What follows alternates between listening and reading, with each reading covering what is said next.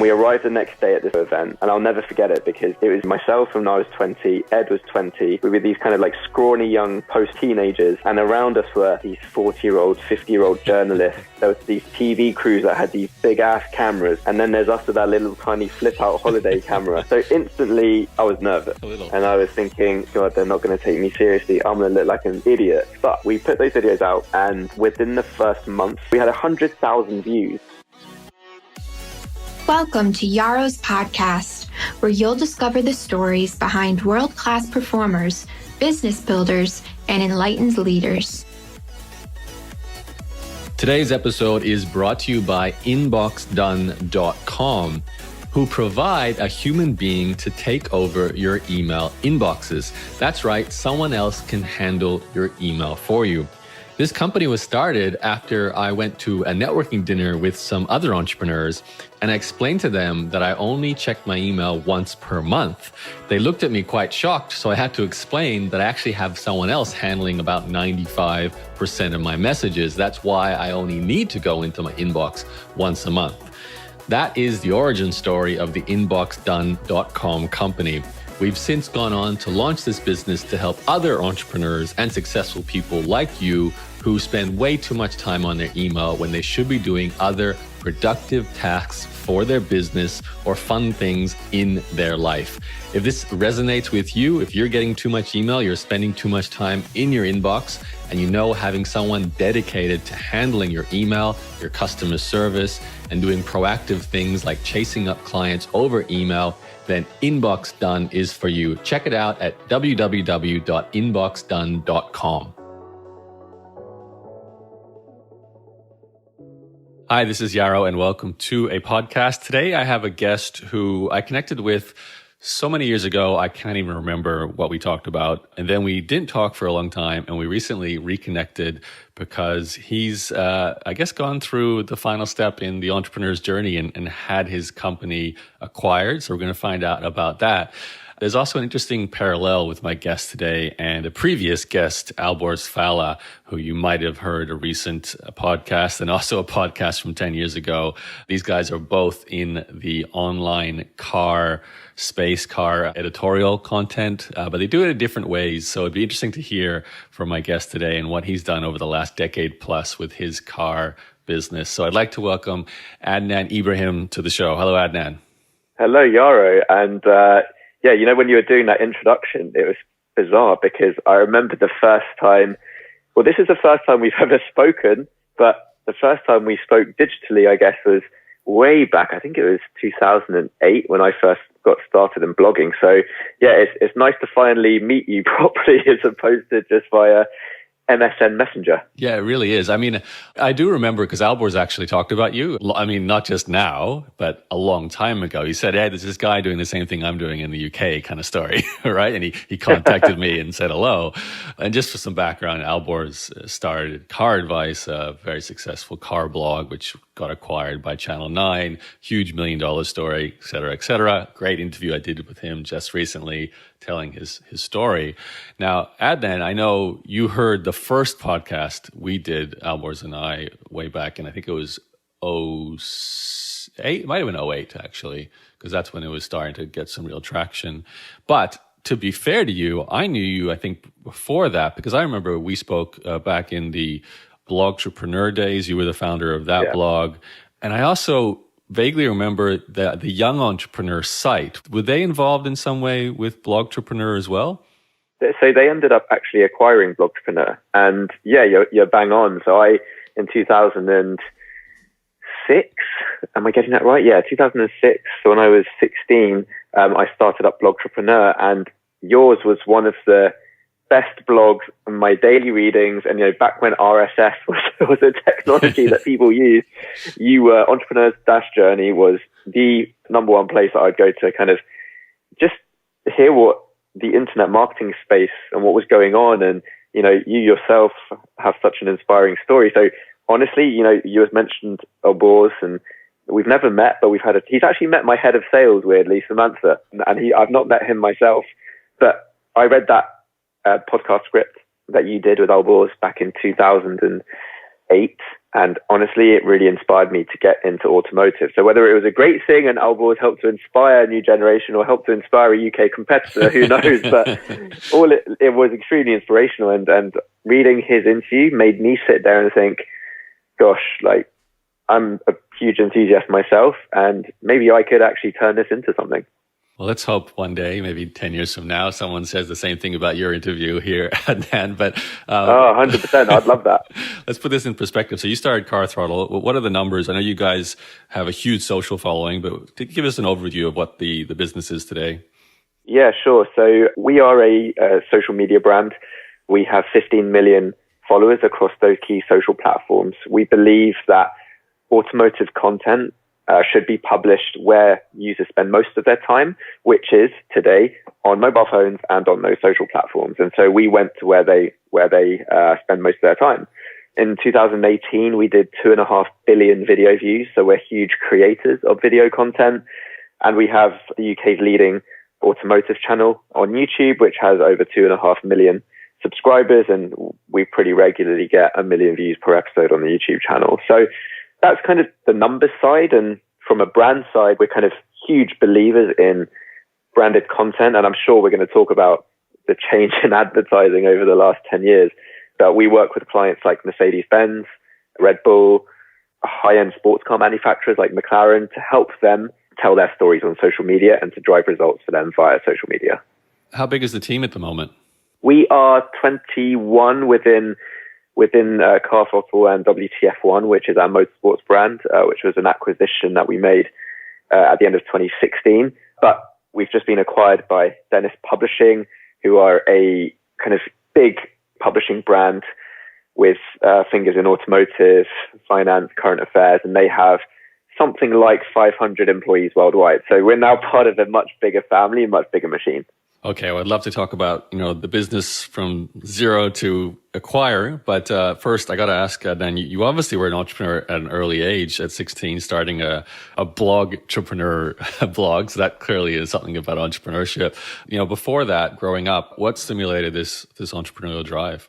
Yeah, it's a good question because it's really that like nature versus nurture question. My parents, I'd say, are fairly enterprising, even though my dad is a dentist and you wouldn't consider that to be too enterprising. He had his own practice, and I remember having to help him with bookkeeping. So he would give me a check stub and I'd have to sit there on my first computer manually entering transactions, and I would be around the family business in that sense. And my mum, she has her own jewelry business where she supplies shops, boutiques. So both of them, I think, have that kind of independent way of thinking, and that was something that I was brought up with, kind of how to challenge the status quo and how to do something different. And yeah, I mean, even before Truepreneur, I can't remember if you're aware of this, but I was messing around on the internet for a while, buying and selling stuff on eBay, trying to get into a lot of consumer electronics. I created all manner of websites, not just blogs, but forums and applications. And gosh, yeah, I was a kind of a chronic tinkerer on the internet. It was my playground. Sounds a lot like my own early years. But you were doing that for me, it was when I was 18, 19. You sound like you were doing this when you're 12, 13, 14. Is that right? Yeah, it was 14, 15 that I first got started online, and then 15, 16 when I was making probably a decent amount of money from eBay selling. I don't know if you remember those wristbands. They were really in fashion back then. I would go down to the local shop that was selling them. And I think initially I bought a couple, sold them to friends at school, and then I bought a couple, realized that eBay, there was a much higher margin, and would flip them on eBay. And then it wasn't long before I was telling my mum to drive to every single store in the area to buy out all of the stock of these wristbands so that I could then go and flog them on eBay. So that was kind of 15. And then 16 was the kind of website era, I'd say. Okay. Now, what was the plan with Truepreneur, since it sounds like that's your first big project? Yeah. What was interesting about Truepreneur, and I don't know if you found this as well later on, but some of those people that I got in touch with that helped, who were, I guess, the mentors in the space, there were a couple of guys that I kind of tracked and followed, and they've gone on to do some amazing things like yourself. And actually, a lot of what Truepreneur was about was just learning. It was how to build a website, how to change your theme to suit whatever you wanted to do. And again, I'm sure this is exactly the same for you, but I never really had a background in coding or production or engineering. Instead, I just hacked around with a .blogspot.com domain name. And that was how I learned how to build websites. I mean, that was just me tinkering HTML and CSS and breaking stuff and figuring out what worked, what didn't work, before really then just like stumbling on a formula for Blogtrepreneur, which was posting my daily thoughts. And I have no idea why anyone cared about some random 16-year-old's thoughts. But for some reason, I had a couple of thousand RSS subscribers. I think, you know what, I can't remember the traffic. It was in the region of the tens of thousands a month, I think, nothing too significant. And it was making some money. We were doing the old, you know, banner ads, text link ads, sponsored posts. And this was way before, as you know, social media and video. I think our equivalent of social media was getting homepage of Dig, right? Yeah, wow. Yeah, and that's going back. that was kind of, or even Delicious. Yeah, that was our, it was the holy grail of, oh my God, we're going to get, you know, 5,000 unique users in 24 hours. Or Slashdot. Remember Slashdot as well? Slashdot. What was it? Oh, StumbleUpon. Yes. If you could get on StumbleUpon, you could get like a torrent of traffic. So it was almost learning how to distribute and how to market content. And I think that was the real key learning of Blogtrepreneur, which was taking something from nothing and getting people to read what I had written and then hacking content and playing around with stuff to drive the best results. And that was kind of why I describe it as a playground, because there were no rules back then. And actually it was kind of the wild west of the internet. I think you've said this yourself from what I've read recently. You know, had we really realized how much of a wild west it was in terms of the domain names that we could have bought, I mean, a lot of shoulda, woulda, couldas, but oh my God, yes. You know, compared to now, I mean, you know, the web has become a little bit more shut off. There are less opportunities really for the easy, low-hanging fruit. Yeah, I mean, yeah, you can't argue against that just simply because it was a nascent technology. So, and you're right. I was actually reading an audiobook or listening to an audiobook recently. The founder of Match.com, who also happened to pick up Sex.com and a bunch of other domain names, and he turned into a multi-millionaire. It's a long story short, and he was buying those domain names, you know, a bit earlier than my start, probably like 94, 95, 96. But like you said, we could have bought so many domains still in 97, 98, 99 and done really well. I'm curious though, with Blogtrepreneur, it's a funny overlap here. I, with my proofreading company, contacted the Young Entrepreneur guys. I remember for me, one of the most prominent sites when I was starting was this youngentrepreneur.com site. And obviously, you know, I saw myself as a young entrepreneur and I really identified with that idea of being a young person trying to make a business work. So their site was very interesting to me. I think I wrote a guest post once. I think that's why I connected with them. But you ended up selling your entire blog to them. Can you take us forward? Because I want to get into the CarThrottle story here, but you did a lot before you hit CarThrottle. So what happened with the whole Blogtrepreneur, you know, business? Yeah, so I think it got to a stage, this was before my 18th birthday, where I wasn't able to spend as much time on it. I think I was doing applications for university. So I would get home from school, publish some articles, tweak the design a little bit, try and sell some ads, and then that was it. So it was a couple of hours a day, and that was kind of my time on MSN Messenger. Coincidentally, none of my friends or family actually knew about Blogtrepreneur. I had kept it a secret because... Not even your mum and dad? The only time my mum and dad found out was when I had to get them to sign the purchase agreement for the asset.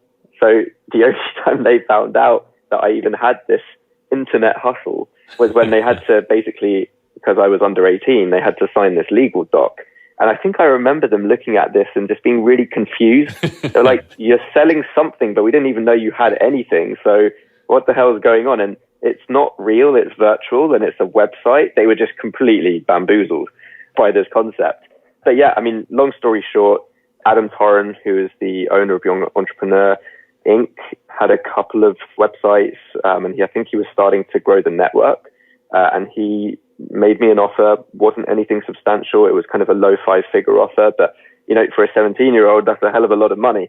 And yeah, he just said, cool, we see the value in this. And I said, yeah, I think I'm kind of at the end of my journey with the site because I couldn't dedicate time to it. And I was just about to head to university. And yeah, they acquired it. And, I think for the next couple of years, they carried on running it, changed some stuff. I don't know today, actually. I know that it still exists, but I don't know the level of activity. But yeah, that was the story. I think that was probably around the era or just the dawn of the era of the blog network. I think even like Weblogs Inc., Jason Calacanis's network, which eventually sold to AOL, it was sort of like the shining star for that model. And I remember even Darren Rouse, ProBlogger, had his network. So it was kind of a thing, like if you wanted to turn blogging into a serious business, acquire some other blogs, put it under an umbrella brand of a network, and then you're a real company, so to speak. So he was probably thinking something along those lines. It's amazing too, your story, like you sold a low 5-figure business. I sold my Magic the Gathering site, a low 5-figure sale as well. But you did everything roughly about 5 years prior to me in terms of your age, but probably very similar timing. Like I must have done my things like 1 or 2 years before you did. But I think, how old are you now? You're like late 20s? I'm 29, so I'm just about to hit that scary 30. Yeah, okay. So I just hit the scary 40, so way scarier. So I still can't figure out how, I guess, because obviously me being 10 years older than you, you would have been, I guess I started blogging in 2004 or 5. So yeah, that makes sense because you would have been 15 when you would have possibly came across my blog. So yeah, it is interesting how these polarities happen, similarities. But and then of course you got into the automotive space like Alborz. Let's talk a little bit about your life plans, because I know, as a 17-year-old, you're probably watching your friends plan to enter university after graduating high school. And I'm guessing you're growing up in the UK, judging by your accent where you live now, Adnan. Did your parents, were they saying, go get a dentist degree so you could be like your dad? Or what was the career path they wanted? And what were you thinking was for your future after high school? Yeah, it's funny because I actually myself put pressure on myself to get that degree initially. And I actually had a dream career, which was I wanted to be in banking and finance. I wanted to work on a sales and trading floor, and I wanted to be that Wall Street guy. I think for some reason that really appealed to me. It was kind of the sexy job back then as well. If you had a job on a trading floor, that was it. You were the golden person. So I definitely had that as a goal. And so, yeah, I mean, every single one of my friends from school went to university. I can think of a handful that didn't, but it was very much the social norm to go and get a degree. And I think, really, when I joined University College London, so I studied in London, I was brought up just outside London, so I'm very much, I live in West London now, so I'm kind of a Londoner through and through. But it was just a dumb thing. I didn't question it at all. And, it was only later on in university that I really started to question it and think, should I just drop out? Do I need to do this? Do I enjoy it? I mean, can I see a future in finance for myself? And I did a couple of internships at university, and that was really what put me off. I think, it was the lack of control. It was the daily work that I would have been doing. But yeah, initially I was gung-ho, university, get that degree and go and work for someone else.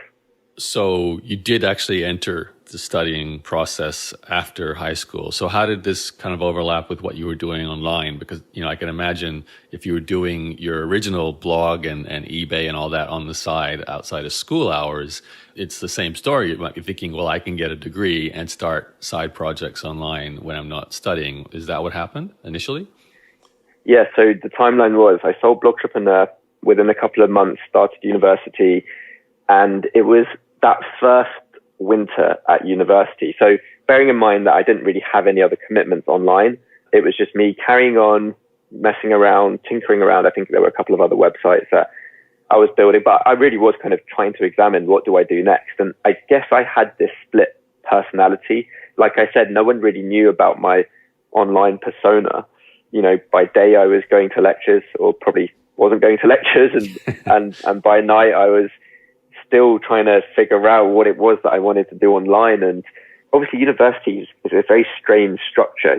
You've got this weird, you can make what you want of it. And, I had a really good time and made a lot of lifelong friends there. But at the same time, I had this itch, and the itch was, I know that there's something online and I know that there's potential here. And so in that winter, the first winter, and again, I remember vividly reading your interview with Alborz. And I remember going through that 30-page PDF, reading it back to front about 3 or 4 times and going, like, what am I missing? What couldn't I do with Blogtrepreneur that allowed Alborz to scale out? Like, is it just that easy? Could I drive a Ferrari or a Lamborghini, or go to the Lamborghini factory and, you know, have them give me a car like Alborz did? Because I think he was producing a couple of YouTube videos at the time.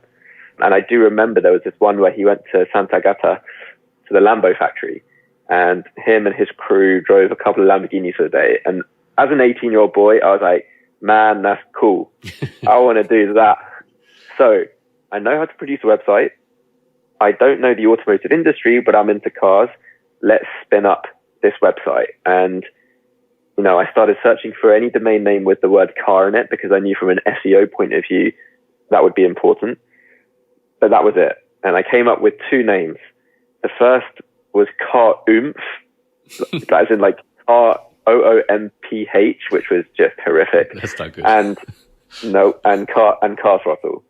And then if you think about it, CarThrottle in itself doesn't even mean anything, because it's the throttle of a car, but a car throttle, like it's just strange. It was just 2 words that I put together, and I honestly never intended it to be the brand that now 10 years later, I'm still, you know, it still is my personality. But yeah, it could have been a lot worse. I could have been called the CarOomph guy. Yeah, true. Were you a big car fan? Obviously, at 17, 18, you might have had a first car, probably not a Lamborghini, before you started CarThrottle? Yeah, I was a big car fan. My cousin was actually really into racing, and he had a bunch of friends that were racers, and he would come round to my house when he was at university close by, and he would bring his friends who had the latest, greatest machines, and actually some really, really rare cars. I remember one of his friends had a McLaren F1, which you just don't see. Another had this like highly modified 996, 911 turbo, and they would take me out for spins and drives, and, you know, I caught the bug. It's just, you know, when you feel, smell, see, hear these machines, I think it's just something about that really captures you. So I was, you know, consuming as many magazines as possible. I'd have a subscription to Top Gear magazine. Then clearly every Sunday evening, Top Gear was, you know, the biggest show in the UK. When between 8 and 9 p.m, we'd sit down as a family and we'd watch an episode of Top Gear. And for me, that was like, man, if I could do anything with my life, it would be that.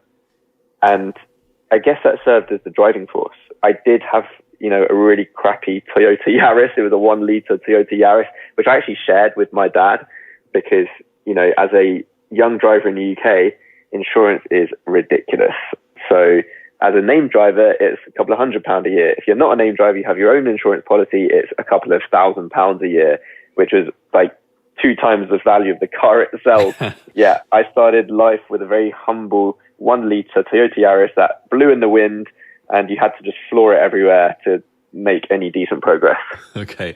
So what was the plan with CarThrottle, the website? I mean, you heard Alborz's story, so you know, and I guess I should mention again, everyone listening, definitely go listen to, I guess, part 1 and part 2 of Alborz, the 2008 first $1 million story where they grew the business to $1 million, and the one I just completed with them when they got acquired for $62 million by Channel 9 and everything that happened in between. Now, Alborz with Car Advice was very much a editorial, content-driven blog. It was write reviews, cover car news in a blog format. Alborz was journalist number 1, then his co-founder was like journalist number 2, and so on. Were you thinking, let's just copy that exact model, but do it in the UK because Alborz was in Australia? Was that your initial plan? Initially, it was grow the content site out in the UK, yes.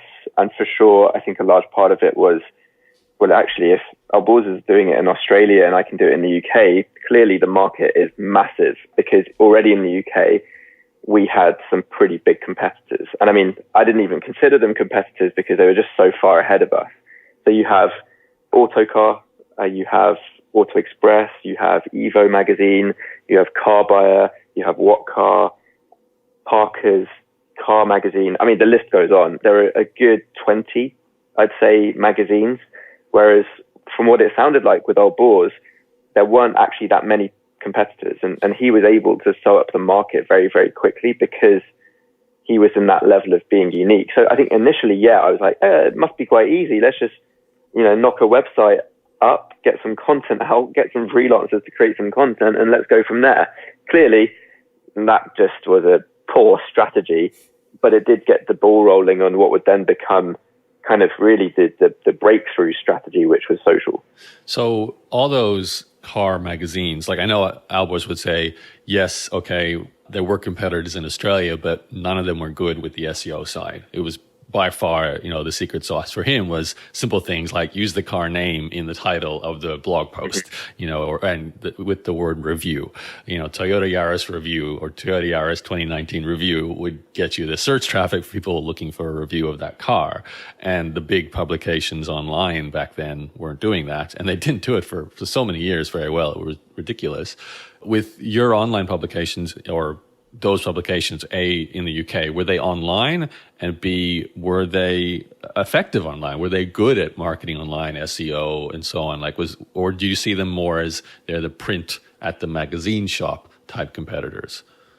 No, and this is like really the key point. So in the UK, most of those brands had already locked out the top search engine ranking positions for given keywords. So even back then, if you had searched for BMW 320D review, you would get number one, Auto Car, then Auto Trader, then Auto Express, then Evo, or then Car Magazine, then Parker's, then Honest John, then blah blah blah blah.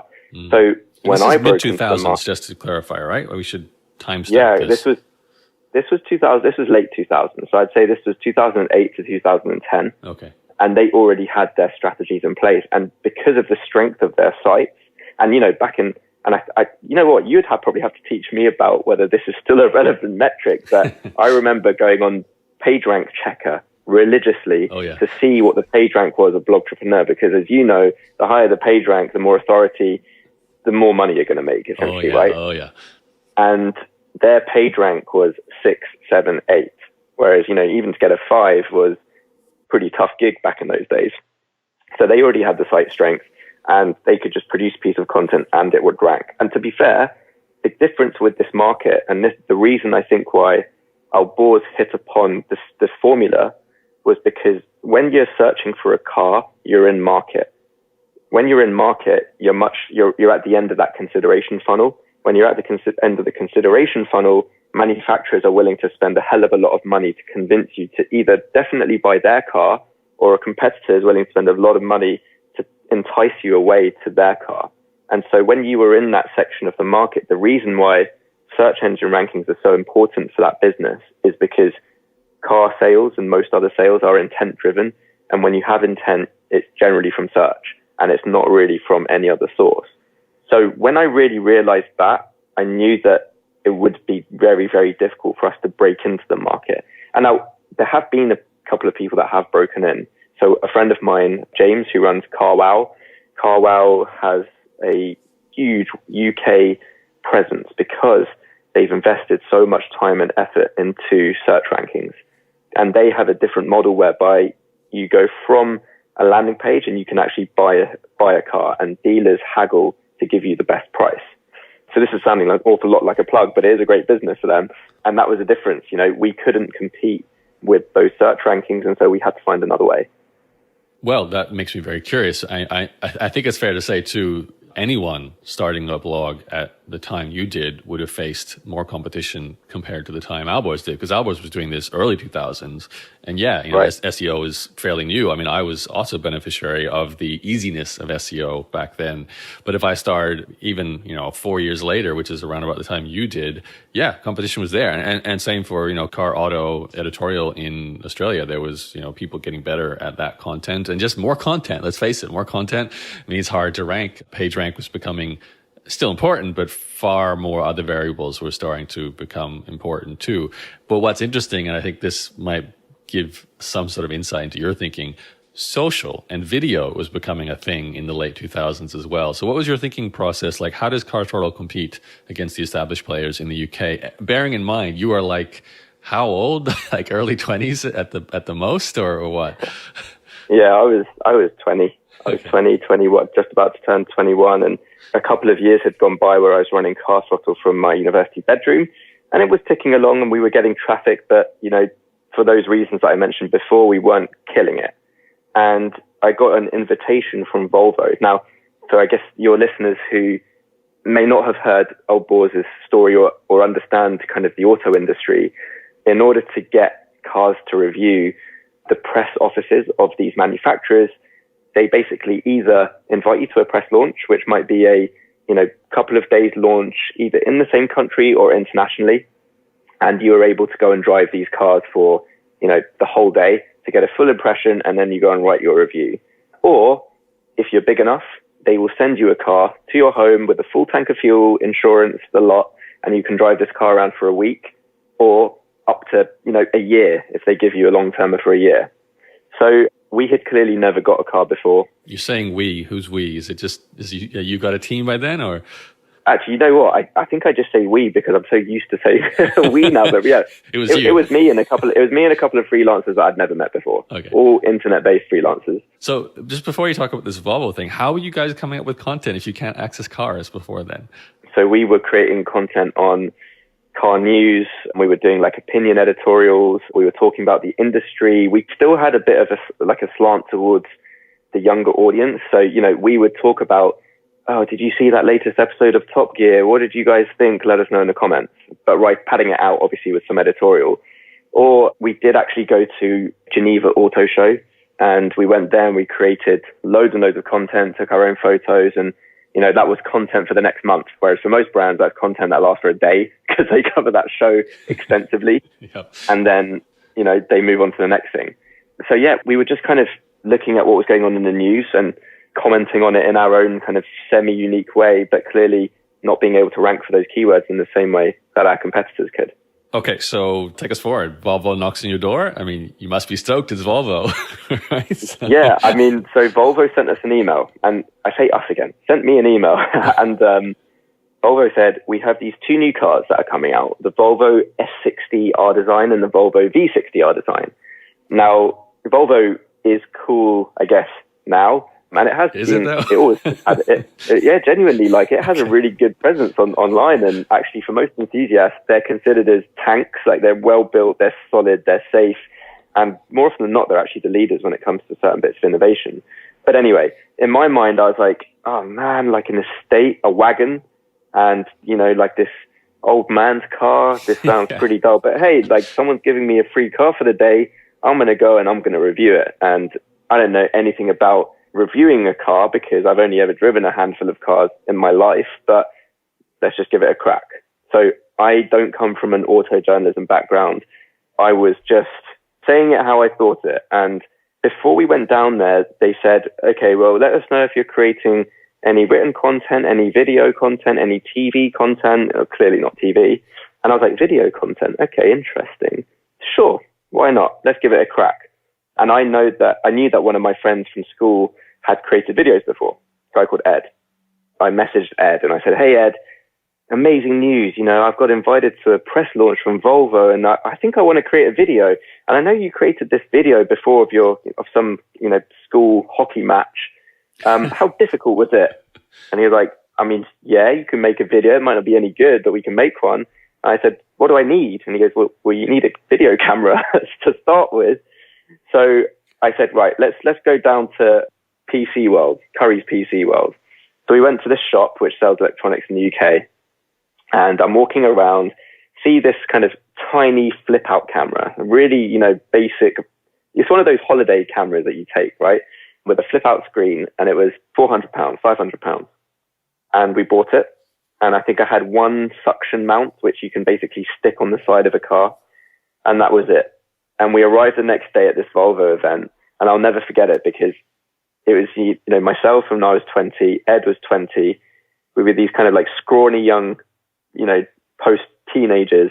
And around us were these 40-year-old, 50-year-old journalists. There were these TV crews that had these big-ass cameras. And then there's us with our little tiny flip-out holiday camera.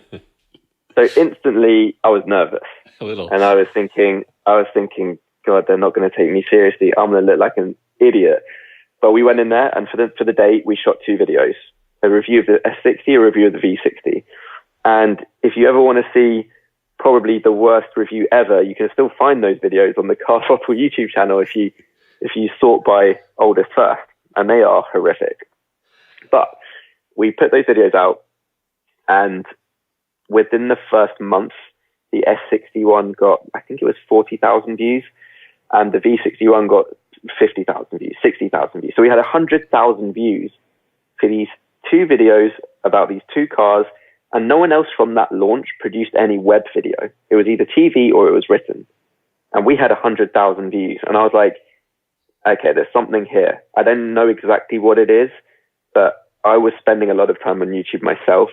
I was consuming everything. And that would include car advice, auto car, drips and drabs of Top Gear that they would kind of rehash TV episodes and put it online. And that was it. I mean, there wasn't much content. And in my mind, I was like, okay, I think this is it. I think there's a niche here, and I think video is where it was at.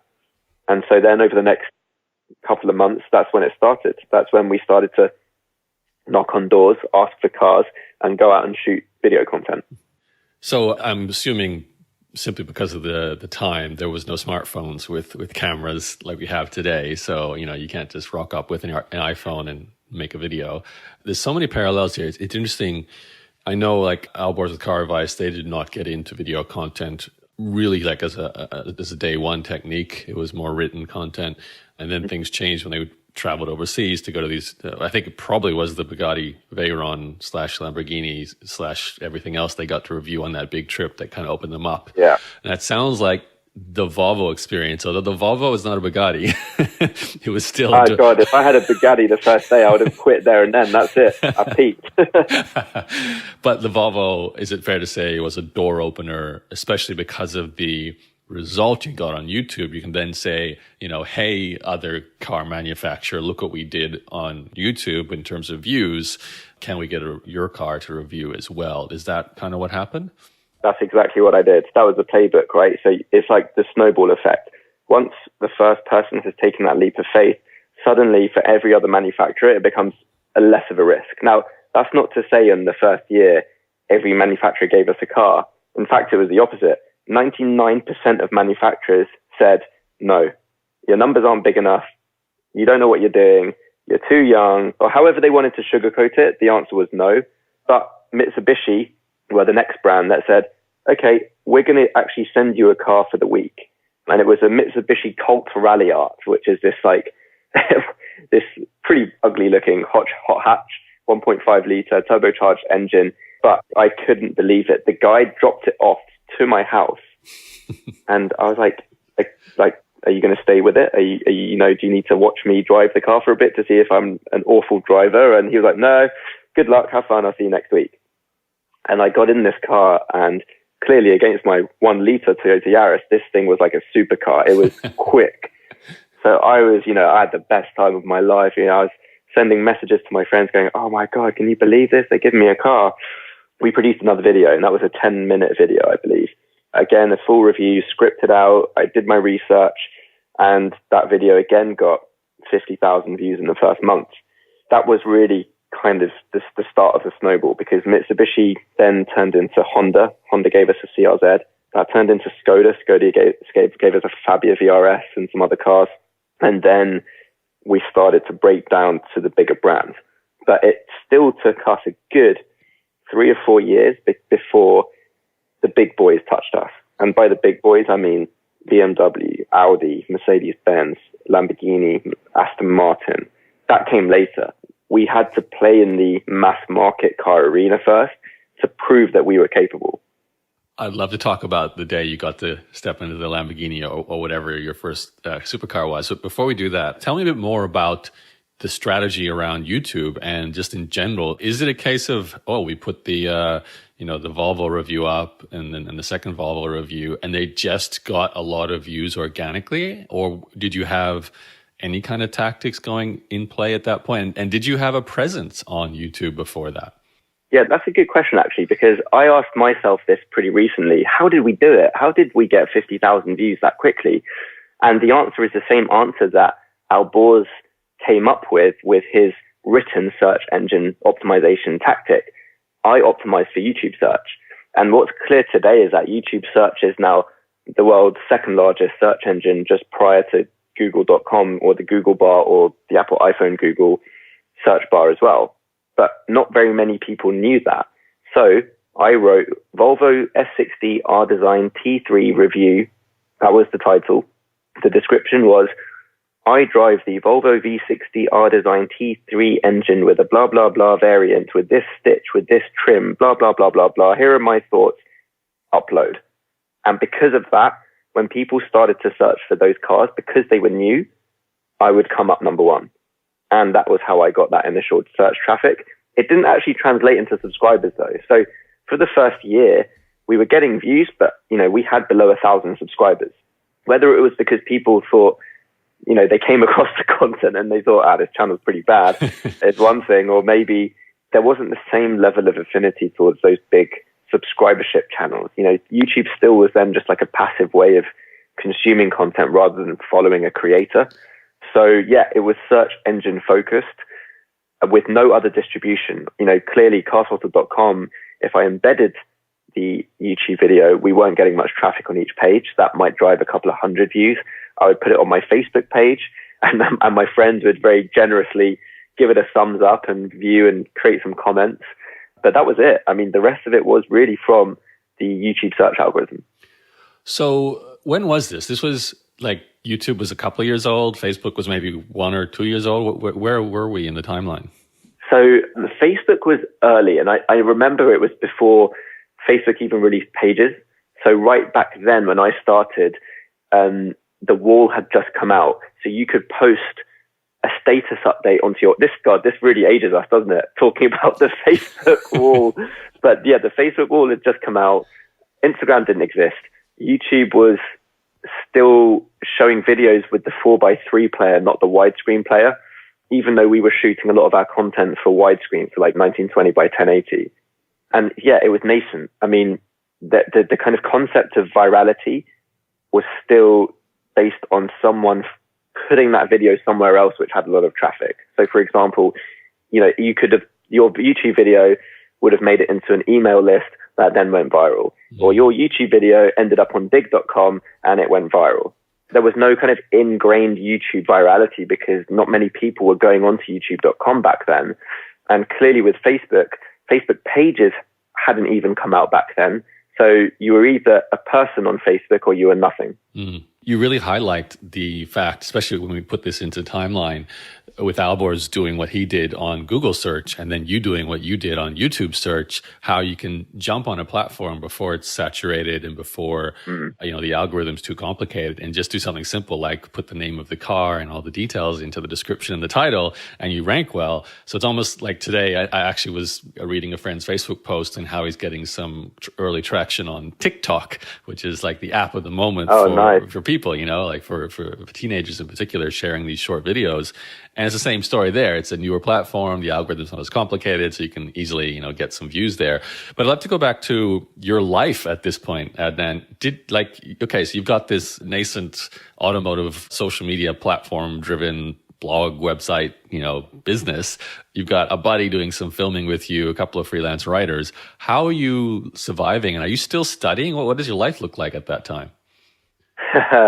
So I was studying, but I think I was getting increasingly frustrated with my degree. I was studying economics. I think I did quite badly in my second year. I think I got a 2.22. And up until that point, I'd considered myself to be fairly strong academically. I mean, I was, A's at A level, which is kind of your university entrance exams. So I was starting to slip.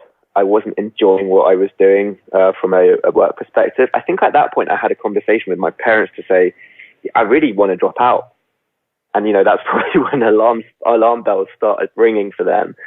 And I had a conversation with them and they said, right, you've probably got another year left. In the grand scheme of life, what is 1 year to have a backup piece of paper that protects your downside? And they were right. I mean, in the grand scheme of things, having a piece of paper degree, if things went tits up with CarThrottle and it never worked out, is clearly the smartest choice to have after you spent all that time in education. But with regards to kind of like my personal life, none of my friends actually knew about CarThrottle until the day that first YouTube review went live. And I remember it was quite a big thing for me to tell my flatmates at the time in second year. I think I went to one of them and I said, I've got something to tell you. And he must have thought that Confession. I was going to confess to a murder. Yeah, like he was like, oh my God, like, what's this guy done? And I said, yeah, I've got a website online. And he was like, so what? And I said, oh, I thought you'd be really shocked, or I thought you'd be like taken aback. And he was like, yeah, cool. I mean, cool story, bro.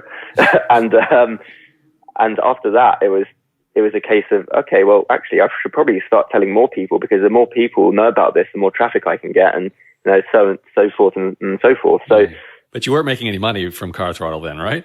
I was making a bit of money. Okay. We were selling display ads, so we were selling, again, as you'll know, the 125 by 125 banner ad was quite a consistent way of making money. I mean, we would charge something like £200 a month, and we would have 5 or 6 advertisers for display ads. We would have a couple of sponsored posts. We'd have a couple of text link ads. I was probably making around £2,000 a month from CarThrottle at that time. Do you remember your traffic? I was doing around 50,000 uniques a month. And I think I was just about to hit kind of 70, 80,000 when I was just about to graduate. Okay. So it was not like failing. That's for sure. Yeah, it was slow growth, but it was slow, consistent growth. But you're looking at like, a couple of % a month. And, clearly when you compare that to the world of VC, that's essentially like you're dying. Well, yeah, different model, but yeah. So, and you did complete your degree, and then upon graduation, you said, "I'm going full throttle on CarThrottle." Yeah, use the pun, full throttle. That was it. I was very rational. I'd like to think about it. So I said to myself, right, let me give 1 year.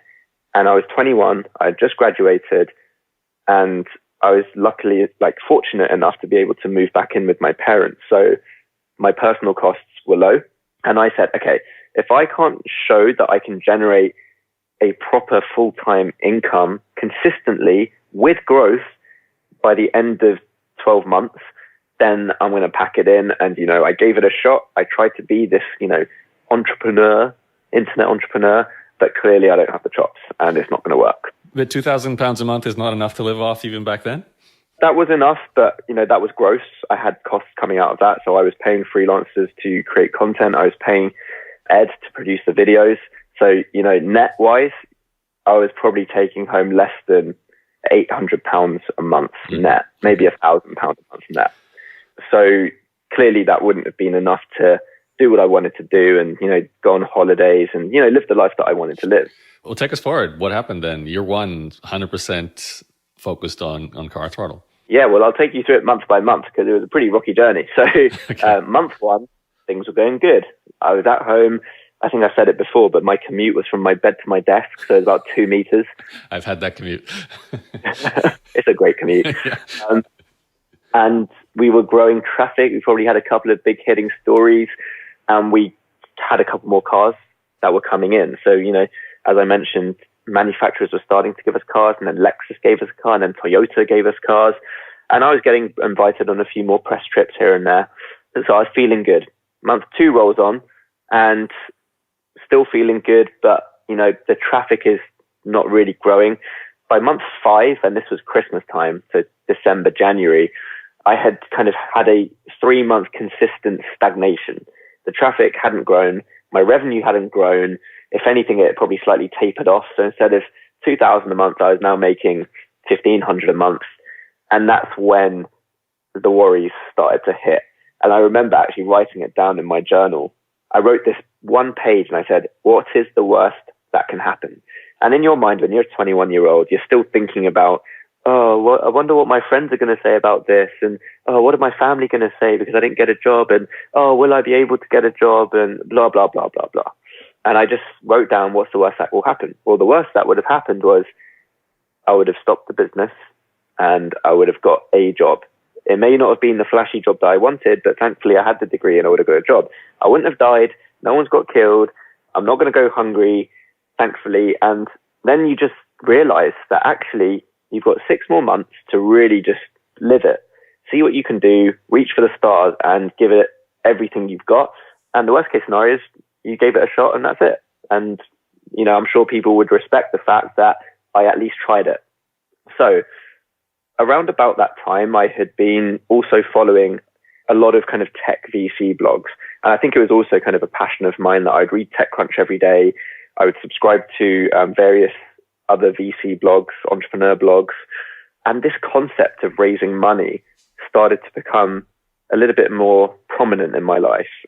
I was reading about people that had raised money. There was a guy called, I don't know if you remember him, but Josh Buckley.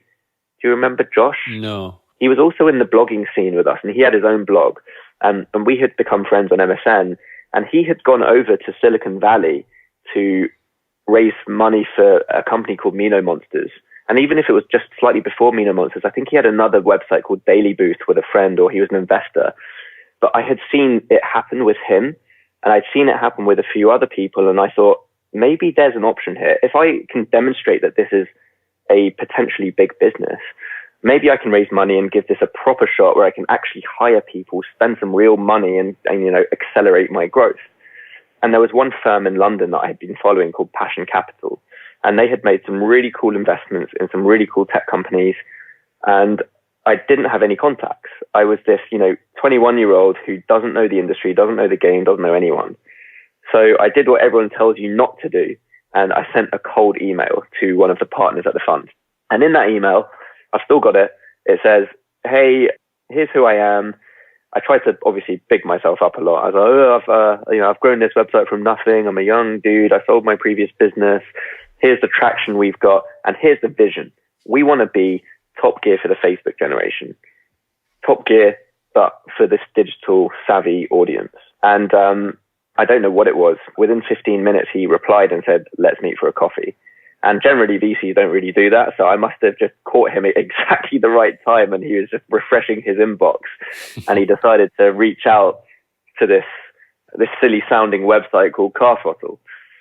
And the next week I went in, had a chat with him, just a coffee. He asked me, right, what are your ambitions? And I said, I want to turn this into this big ass website. I want to be the Top Gear for the Facebook generation. He was like, how big is Top Gear? And I said, well, it's distributed in pretty much every country around the world.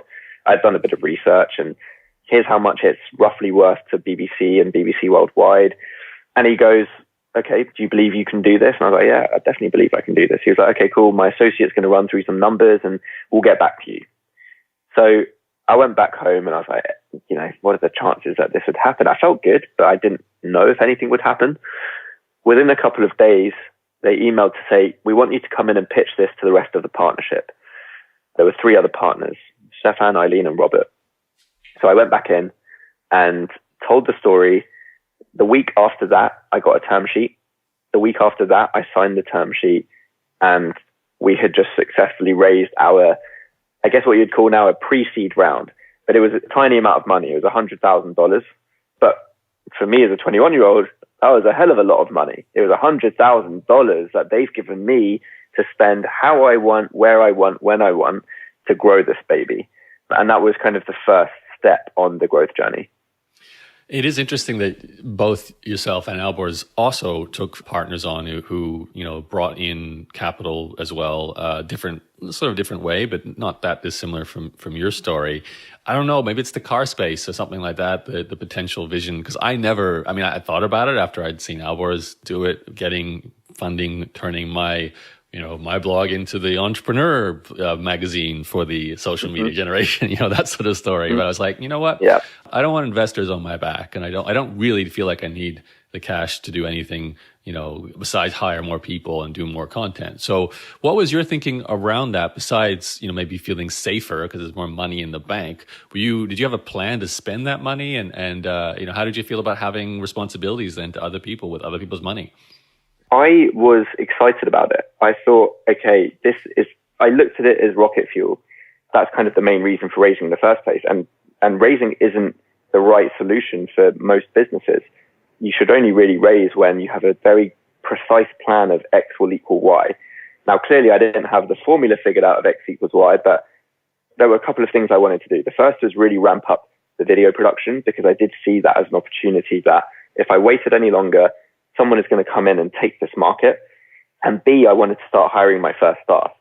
And I had met this guy who worked at Autocar on some of the launches that I had been invited to. A guy called Alex Kirsten. And he was this, a similar younger guy, seemed cool. We had a couple of chats. And just prior to me raising the money, he had said that he wanted to join as a kind of contributor, as a freelance editor. And I was really up for the idea. And the closer I got to fundraising, the closer I thought that actually he should join me on this journey, because I could see that he was kind of chomping at the bit to do something interesting. So raising the money really was the catalyst to hiring those key staff, to then being able to just jump on the rocket ship and see where it went. And the second part of raising that cash was what happened pretty soon after we closed the round. We had identified, because Facebook pages now, and this was 2012, Facebook pages had come out, and people were growing these pretty insane pages on Facebook, and they were like funny meme pages. And it's the kind of stuff that you'd probably go on Instagram now, and you've got your meme accounts, and you follow some meme accounts on Instagram, and they're hilarious, and you DM them to your mates. It was the equivalent of that, but just on Facebook. And there was one meme account called Car Memes, and Alex had joined, and we were writing content. We were probably getting now 100,000 uniques a month, but still not crazy numbers, and definitely not enough to entice big advertisers to spend money with us. And Alex stumbled upon this Facebook page called Car Memes. And he contacted the admin and he said, hey, I'm really curious because you've got some links to other websites. Like, would you ever consider linking to CarThrottle? And one of the owners of the page, a guy called Gabor, said, sure, if you pay me this nominal amount of money, I think it was like £5 or £10 for a link, I'll put a link to your website from my Facebook page. So he puts this link and he hits publish, and within 5 minutes, our website was offline. So I'm sitting there looking at like the real-time Google Analytics stats going, what the hell is going on here? Like, I didn't get it. So we said, hey man, to Gabor, I'm really sorry, but something happened. Can you give us another link tomorrow, maybe when the site's back up? And he was like, sure. And we were using some shared hosting plans, some like really non-scalable, crappy hosting solution. So the next day he sends another link. Within 5 minutes, the site goes offline again. And I look at the numbers this time while it's happening, and I'm seeing concurrent user spikes of like a few thousand users concurrently sitting and hitting the site. And that was more than we'd ever seen before. And I was like, what the hell is this? So we started investigating. We started paying for more links. We beefed up the hosting. And pretty soon we were doing 250,000 unique users a month, 300,000 unique users a month, 500,000 unique users a month. And all of this traffic was coming from Facebook. So we decided to basically acquire the page. We thought, actually, you know what? Let's own this distribution source ourselves and use this to then, kickstart our own CarThrottle Facebook presence, because this page was called Car Memes.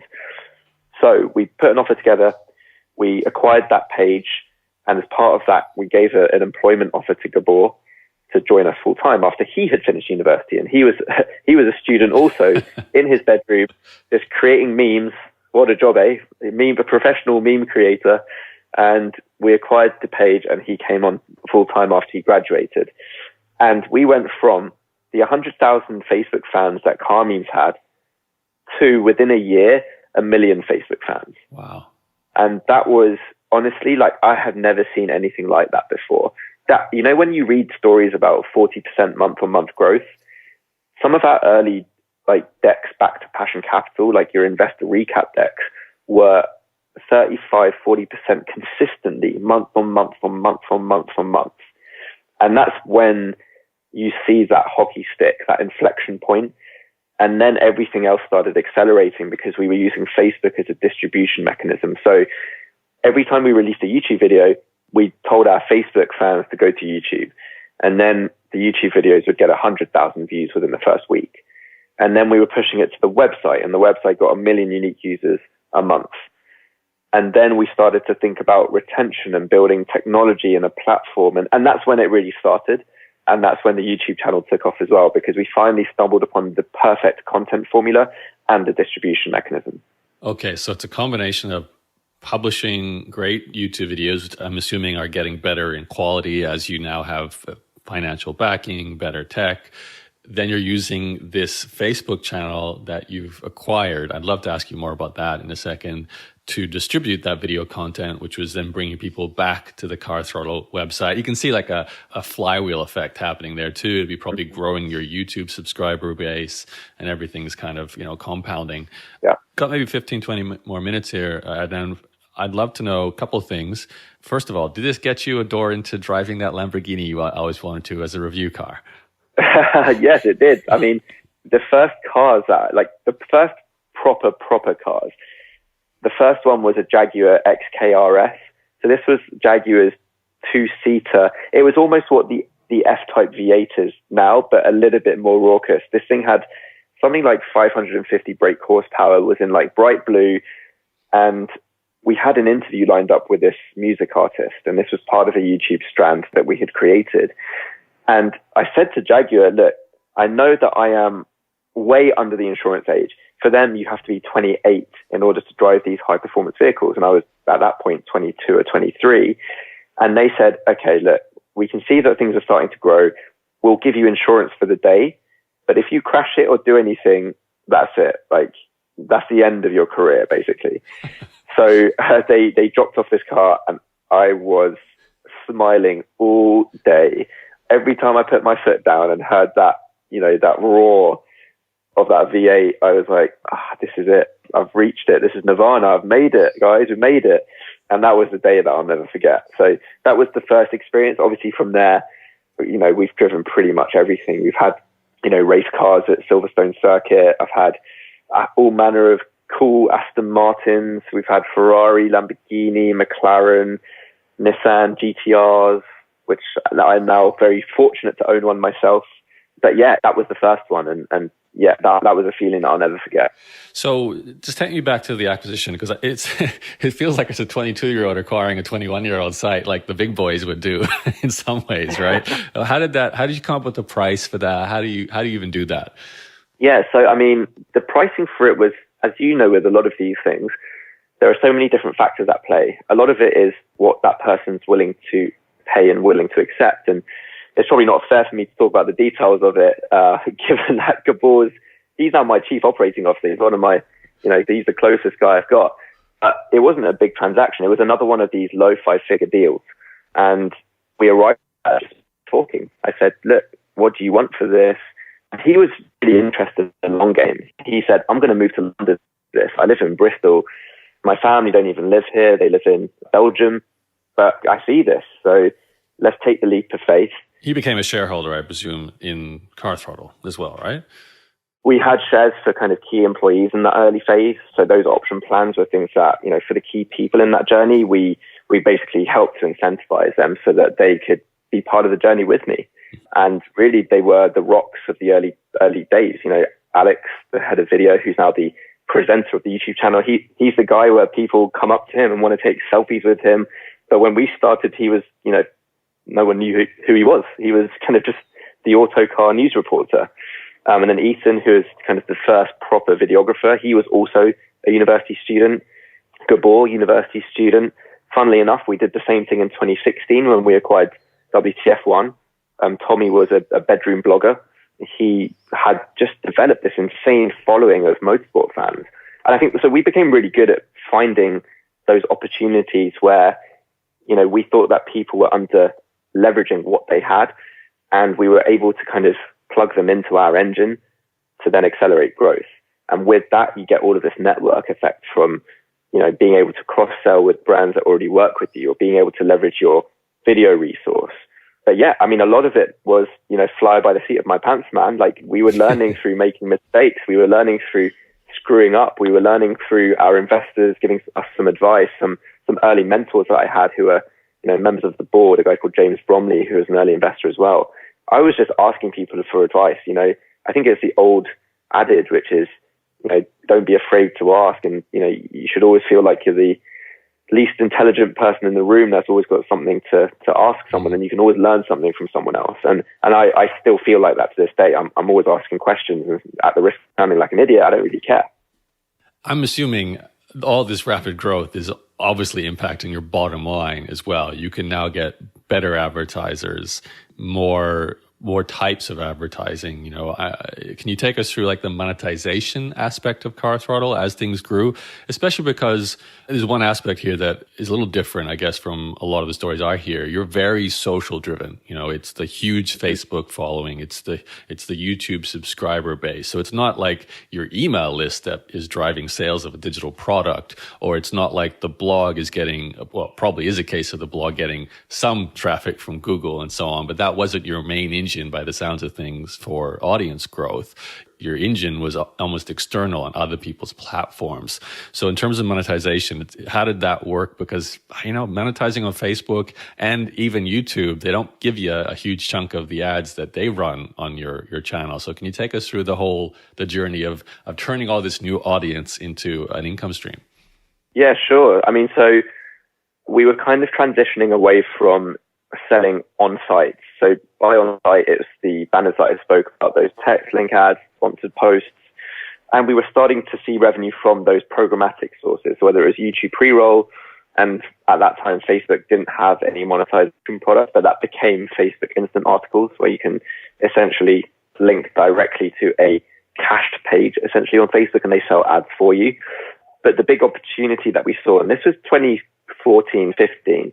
So again, part of that raising money, we had the slight luxury of being able to not focus so much on monetization and focus more on audience growth. So we raised in total around $2 million in total over 3 years. And that did allow us to... Same VCs or? So the same VCs would follow on, and each round we'd bring in a new lead. Okay. So the second round, we brought in some new angels. The third round, we brought in Red Alpine, who are a big Swiss-based fund. We brought in Blake Chandley, who was at the time the head of global partnerships at Facebook. So he was like a real key guy for us to understanding the ecosystem. Funnily enough, he's now the head of international at TikTok. So he really understands what it's like to take that kind of platform and really start to leverage it. But anyway, we started to see brands spending money on video.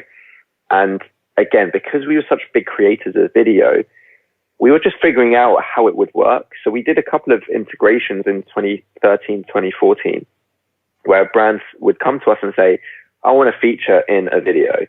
And one of the early companies was 3M. We also had Audible. We also had a couple of smaller companies, but Shell were quite an early advertiser with us.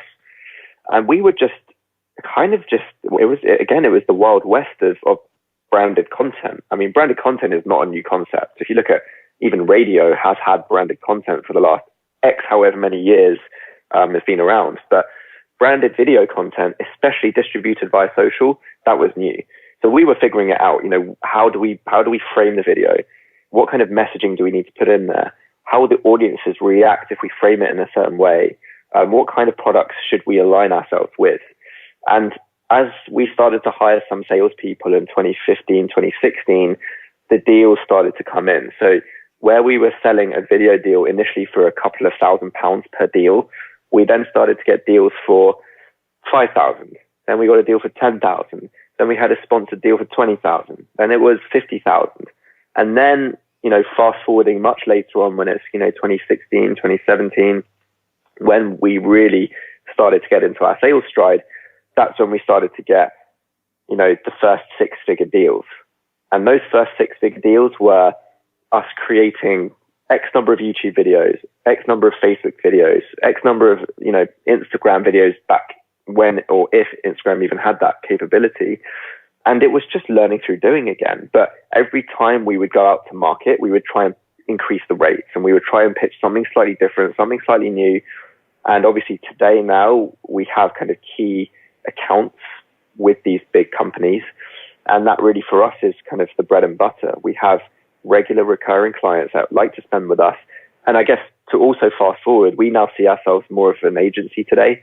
So we have all of these solutions available to brands that actually, for most brands, they actually come to us for advice for how to attack social in the first place.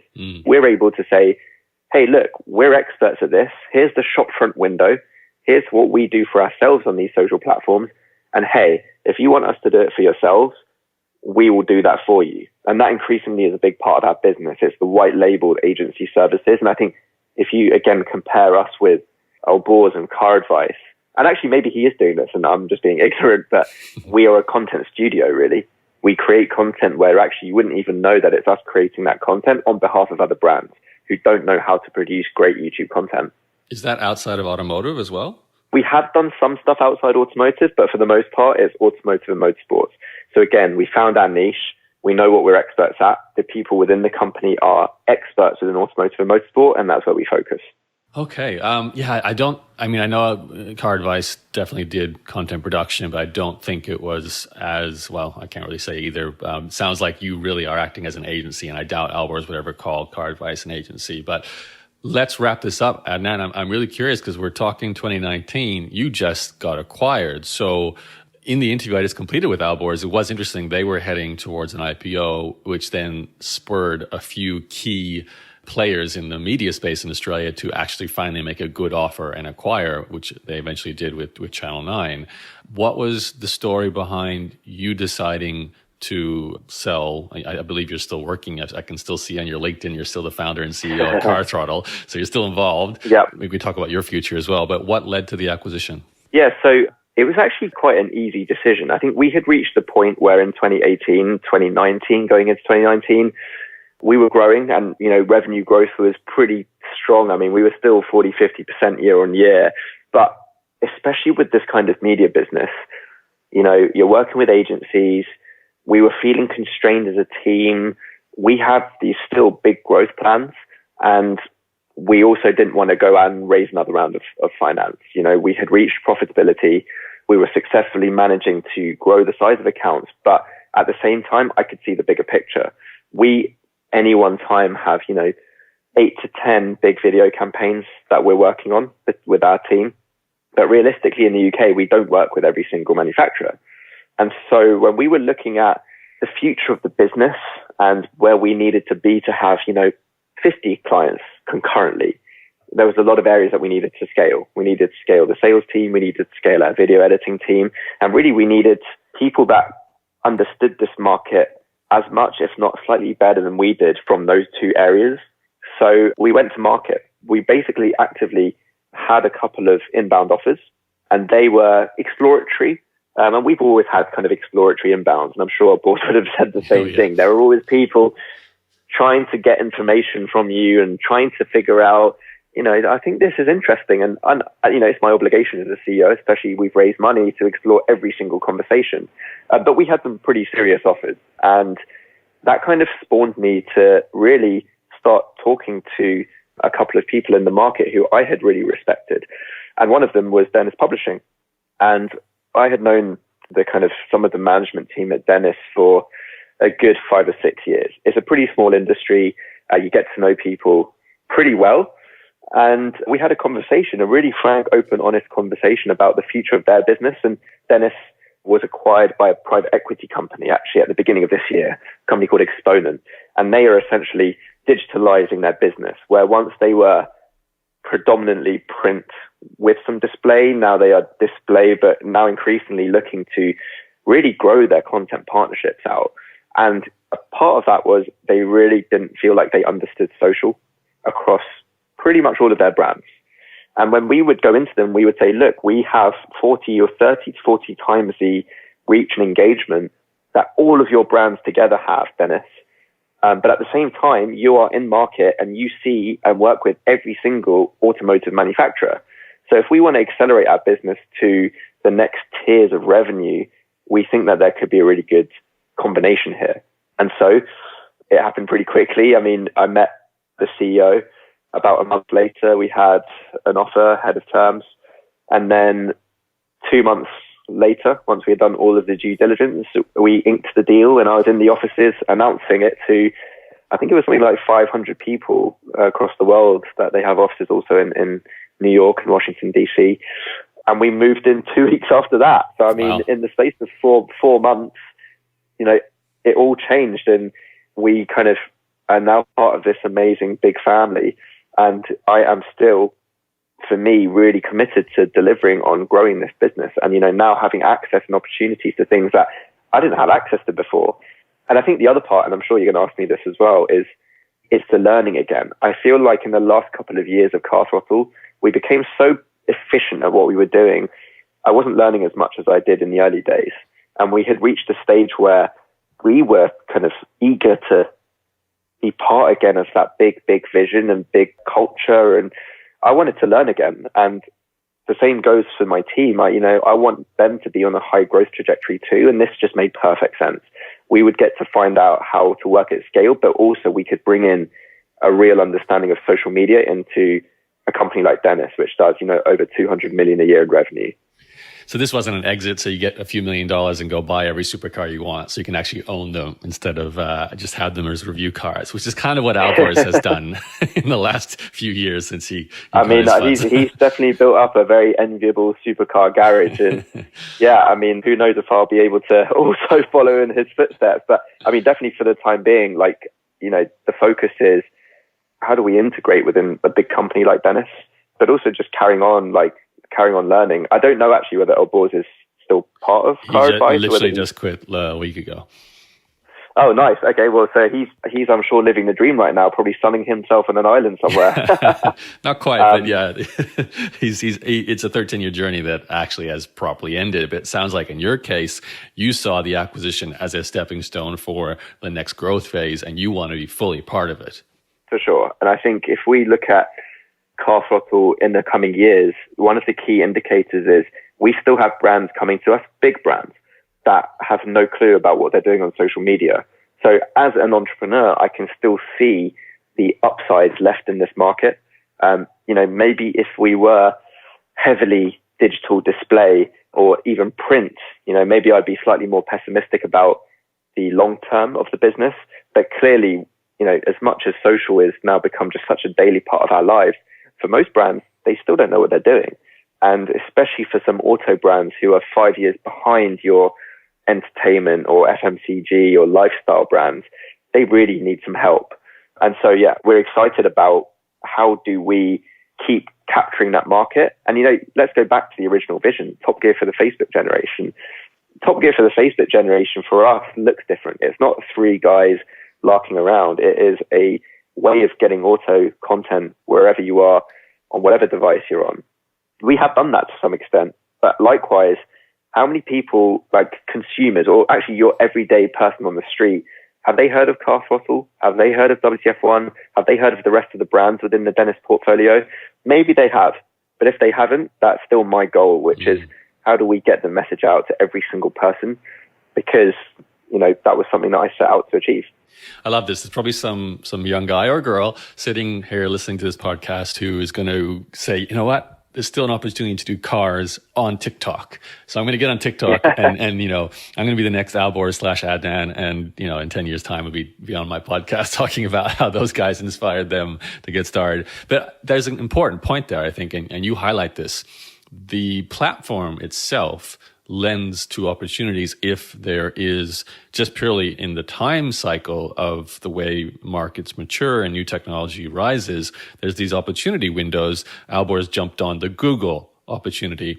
You've jumped on, I'd say, the Facebook, YouTube, and Instagram opportunity, and obviously all social in general. And there's always something new. We're talking about TikTok now as we record this, but whatever it is, 2, 3, 4 years from now, there's all these new platforms that emerge for consuming content. So you have an opportunity to jump on that and take any very profitable vertical, whether it's cars or like you were saying, all these lifestyle brands, or it could be finance, whatever it is, and doing content there. But Adnan, I actually have to run, so it's my turn to end the podcast. I never do this, but I do have another commitment. But I want to just say thank you for telling the whole story. That's fantastic. Where should people go to see what you're doing with CarThrottle right now?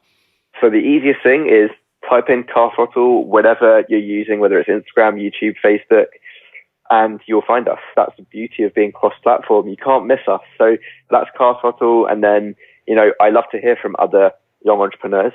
A large part of what I do and I'm starting to do is to, give other advice to others that are starting off, because I wanted to have that advice and I managed to get it from mentors as well. So you can reach me on Instagram, AdnanR35. And thank you for having the time, and it's finally amazing to connect with you. And I'm sure that actually this hour and a half could easily have been a 3-hour podcast. So maybe we follow it up at some point in the near future with yet more learnings.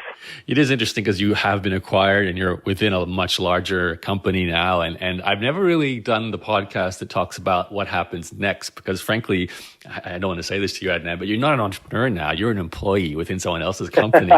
You're one of those people.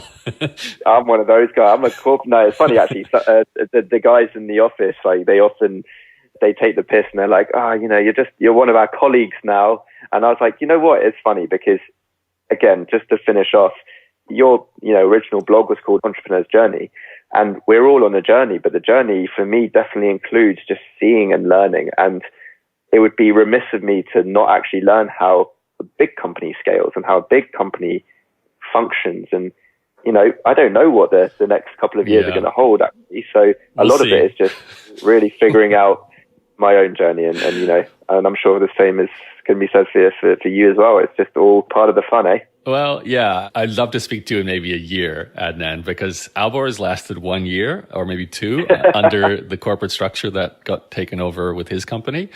And he made it very clear one of the reasons he left was he just couldn't work within the bureaucracy of that way of decision making. And, it takes so much more time to do something. And they look at data in a different way. It's not so free flowing. So I don't know if it's the same case with you and your new partners, your new owners. But yeah, I think it'd be fun to talk to you in a year or two. Maybe it'd be great. Or maybe you'll be out and you're, starting something new. Who knows? But thank you for taking the time to share the CarThrottle story up to today. And let's keep in touch. Definitely, man. Great to chat. And thanks for having me. Thanks for listening to Yaro's podcast. For more episodes, visit yaro.blog and subscribe on iTunes or Google.